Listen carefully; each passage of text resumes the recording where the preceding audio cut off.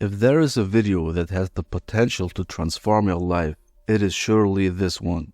In this video, I will teach you how to reprogram your brain and familiarize yourself with several powerful tools. Here is everything you should know about the power of your subconscious mind.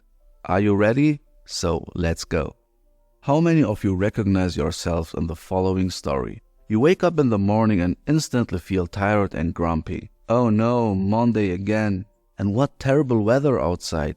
I hate Mondays. Those are your first thoughts within the first seconds of the new day. Not the best start, is it? At work, a full schedule of challenging tasks awaits you. How I'm supposed to handle all of this? I can't possibly manage everything. I'm not that good. And that's exactly how you program your brain negatively. Just think about it for a moment. What do these thoughts make you feel? They likely contribute to feelings of frustration, anger, or even fear. This diminishes your self-confidence and makes you more likely to giving up. The people around you perceive you as a grumpy person, and you attract like-minded individuals into your life. This leads you into a group of negative people where you all affirm how bad everything is.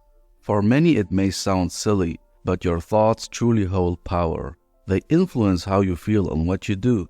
What you hold on to expands.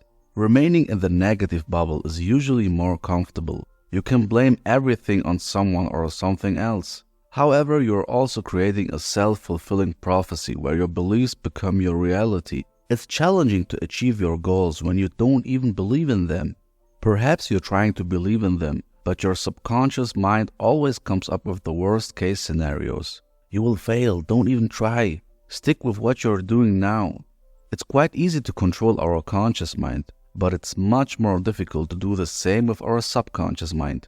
Picture your conscious mind as the tip of an iceberg, the part above the water that's visible. It's the part you know, the one that thinks, analyzes, and makes decisions. But underneath, there's this huge subconscious going on.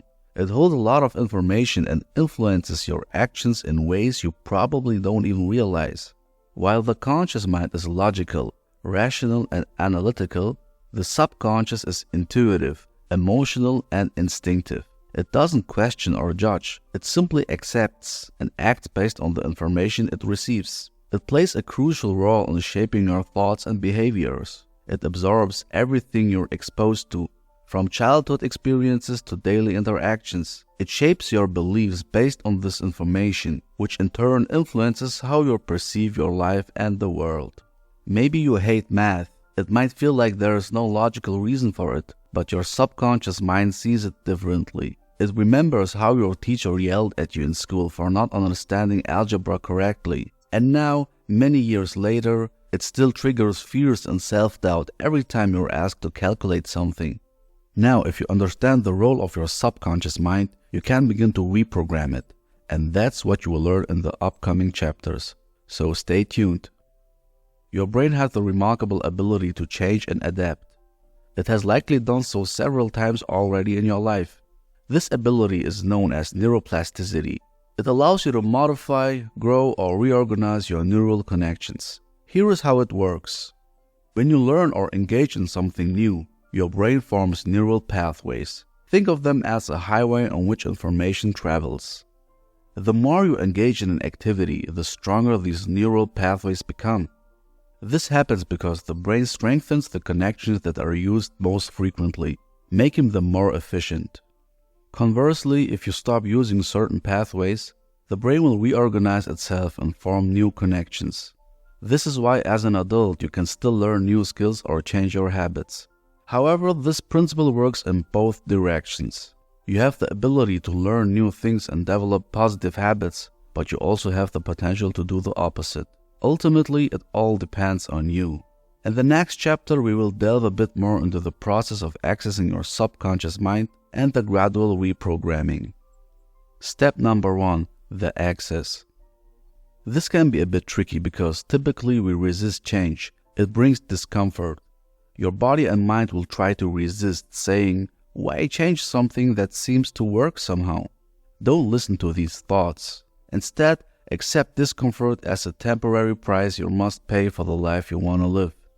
It's all just trying to distract you. Your main goal is to access your subconscious mind. In principle, it's not that difficult, but what makes it challenging is our distracting and stressful environment. Now I will guide you through 2 methods you can use to access your subconscious mind. The first method is visualization meditation. Ensure you find a quiet and comfortable place to sit or lie down. An important note, avoid meditating when you feel rushed or have no time. You'd be thinking about time pressure and wouldn't concentrate properly. Close your eyes and take deep breaths to relax your body and mind. When you feel calm, visualize a peaceful place you like. Allow thoughts or concerns to gently pass by. If you notice yourself focus on something else, that's okay. Just refocus and continue. Watch yourself living the life you want in as much detail as possible. Your goal is achieved. Your brain doesn't distinguish between visualization and reality. By practicing this method, you can make your brain believe in you. You'll eliminate disturbing, limiting thoughts and obstacles that hold you back. But of course, like everything else, it requires patience and practice. So don't rush it.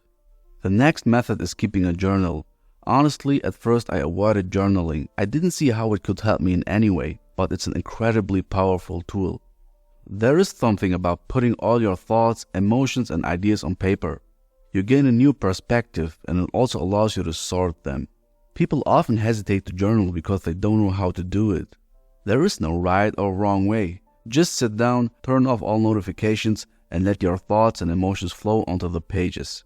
Through regular journaling, you can better understand your subconscious mind and discover underlying beliefs or thoughts that could influence your life. We'll explore this more in the next step. Step number 2. Identify what limits you. Sometimes it can feel like there are limits in our thinking. Perhaps you think you can never be a good manager, or you don't have what it takes to travel around the world, or that the dream of becoming an entrepreneur must remain just a dream. These are common examples of limiting beliefs we often cling to. Are they true? No. Why we then believe in them? Well, often we see no reason why they shouldn't be true, and sometimes they provide us with an excuse not to even try. These beliefs are the only reason why we're stuck. The successful people who have done the things you want to do weren't particularly special or different. They just didn't have that limited thinking. So your goal now is to identify them, and I'll guide you through the process. Take time to reflect on areas of your life where you feel stuck. What beliefs or thoughts might be holding you back? They could look like, I never had a knack for math, so I shouldn't start my own project because I'm bad with numbers. Pay attention to the language you use when you're talking to yourself or about yourself. Speaking negatively about oneself often reveals limited beliefs. Another source of limiting beliefs can be your childhood. Did your parents or relatives say something that could now hold you back? For example, if someone in your family had a business and you heard many negative things about entrepreneurship, some of you might have always been encouraged to follow the path the family has always taken. For generations, everyone in our family has been a doctor. You can't break that tradition now. Or something like this. Step number 3. Remove the limiting beliefs. Now that you've identified your limiting beliefs, it's time to get rid of them. But you can't just forget them. You must truly believe they are wrong. Ask yourself, have these beliefs ever served me? Have they ever helped me achieve my goals? Also try to ask yourself, why do I believe this at all? Has it ever been proven to be true? Or do I believe it because someone once told me I was bad at it? Step number 4. Surround yourself with like-minded people. This is definitely one of the most crucial steps. Implementing a change in your life while hearing things like, why are we even trying? What are you doing there? You're wasting your time. You know this is useless. Makes it much harder to achieve your goals. Let me ask you this. Why are these people in your life if they don't support you on your journey? Honestly, if there weren't amazing people around me, I would have given up a long time ago. The support of my family and my friends is one of the most important things in life. Remember that your subconscious mind absorbs everything said to you. At the beginning, resisting belief in limiting and discouraging thoughts can be very difficult. So, if you ever find yourself in this situation, let people talk but don't listen. They are probably jealous, or you've made them realize how bad and empty their lives are. Or maybe they mean well, trying to protect you, but they do it because they never experienced it themselves and have only heard about it. Always keep that in mind. Now I want to present you the most powerful tool that can help you. Imagine you've just written a check for $10 million. Your name is on it and the date is 3 years in the future. You seal the pen and keep the check in your wallet. Fast forward 3 years and you can actually cash the check and pay yourself out. Sounds like a fairy tale, doesn't it? This is the story of actor Jim Carrey. He utilized the law of attraction when he was an unknown actor. A few weeks before the expiration date of the check he wrote to himself, he received an offer of $10 million for a role in a movie. Jim Carrey truly understood the power of law of attraction. Now, what does the law of attraction have to do with my subconscious mind? Well, once you understand how it works, you can use the law as a powerful tool to reprogram your brain. But how does it actually work? The law of attraction states that like attracts like. This means the thoughts and beliefs you have in your subconscious mind can draw experiences and results into your life. Essentially, it's about having a clear goal and believing in your abilities. Whatever your goal is, it's challenging to achieve it if you doubt your capability to do so. It's always easier to keep going when you know where you're going in the first place. However, the problem is that many people set goals but never really take action. Others start but give up after a while because they doubt they can achieve their goal. Let me save you a lot of time and energy now. If you don't believe you can reach the goal you've set for yourself, don't start this journey. Instead, free yourself from limiting beliefs. Who should believe in you more than yourself? Do the following instead. Set a specific goal, whether it's an amount of money you want to earn by a certain date, starting your own business, or running 10 miles without interruption. What actions do you need to take to make it happen by your set deadline? Write down the steps. Then, realize that on the journey, you'll face challenges and even failures a few times. Neither the law of attraction nor your subconscious mind can prevent that, but if you use them effectively, they ensure you don't give up in those moments. You have to prepare yourself for these circumstances by writing down all possible challenges you could encounter. Visualize them happening and visualize yourself solving them. This will make them less daunting when you encounter them in reality. You know exactly what to do because you've already overcome them in your visualizations. It's essentially like training in a simulator, just like pilots do. Have you ever had a gut feeling about something but couldn't precisely explain why? That's your intuition in action, closely connected to your subconscious mind. Trusting your intuition and understanding its link to your subconscious mind is a powerful tool. Once your mind is reprogrammed as you desire, your intuition becomes your inner compass, guiding you to the right decisions. It's a deep knowing or feeling that may not always seem logical at first. The challenge is that many of us rarely truly listen. Think about a time when you had to make a decision, whether it was choosing the school you wanted to attend, or the college, or deciding on a job offer. Your conscious mind may have analyzed all the pros and cons, but deep down there was something else. An instinct guiding you toward one of the choices. That was your intuition, emerging from your subconscious mind. That's why ensuring your subconscious mind is programmed for success is crucial. It allows you to harness the full power of your intuition. To access your intuition, you need to create the right environment. Find a quiet place where you won't be disturbed. You could sit on a couch or take a walk in the woods. Take deep breaths to calm your body and mind. Allow thoughts or concerns to gently pass by. All you want to focus on is the present moment. Your intuition often communicates through feelings or sensations. Now think about the decision you need to make or the problem you're facing. For example, let's say you think about accepting a job offer. Your conscious mind might analyze the salary and benefits, but your intuition could provide a sense of excitement or discomfort. Pay attention to these signals and ask yourself why you feel this way. Is it because the job aligns with your passions and values, or is there something about it that doesn't feel right? Let me now explain the power of gratitude. Thank you so much, and now I'm done.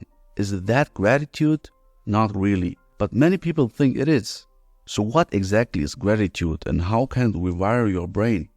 It's definitely more than just saying thank you. It's a deep appreciation for what you have in your life, the people, the experiences, the good things and opportunities. The fundamental goal of gratitude is to shift your focus from what is lacking to what you possess. But what makes gratitude so powerful? When you express gratitude, your brain releases dopamine and serotonin, the hormones responsible for happiness and well-being. So, by regularly practicing gratitude, you can reprogram your brain to naturally seek positive experiences and opportunities. Sounds good, right? So how can you integrate gratitude into your daily life? It's simple. Start by taking a few minutes each day to reflect on what you're thankful for.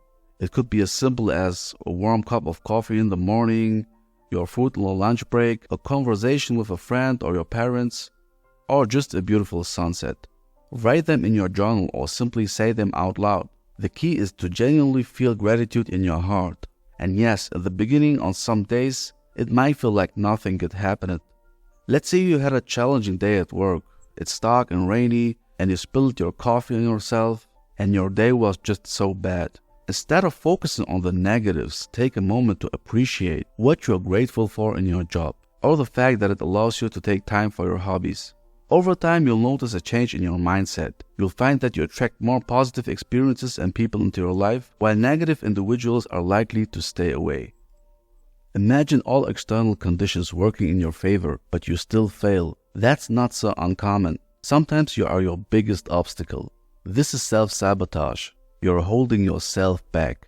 But what exactly is it, and why does it happen? Self-sabotage is the act of getting in your own way and preventing yourself from reaching your full potential. It's like having an inner voice that constantly doubts your abilities and undermines your efforts.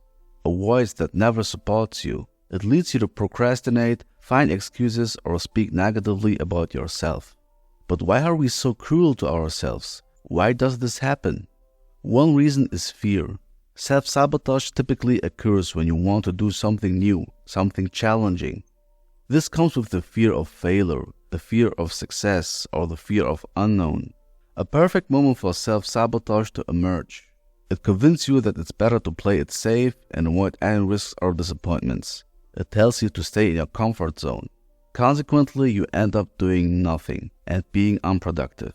Low self-esteem is another common reason for self-sabotaging behavior. If you have low self-esteem and self-confidence, you tend to doubt your abilities and worth. You constantly criticize yourself, compare yourself to others, and believe that you don't deserve success or happiness. You may constantly seek validation from others, seeking assurance that you are not good enough. This traps you into a cycle dependent on the approval of others. But you don't need that. You must respect yourself. Acknowledge and celebrate your achievements, but also understand that making mistakes and facing failures is a natural part of the journey to success. Thank you so much for watching. I hope you enjoyed the video and learned something new today. Don't forget to subscribe and hit the like button. So see you the next time.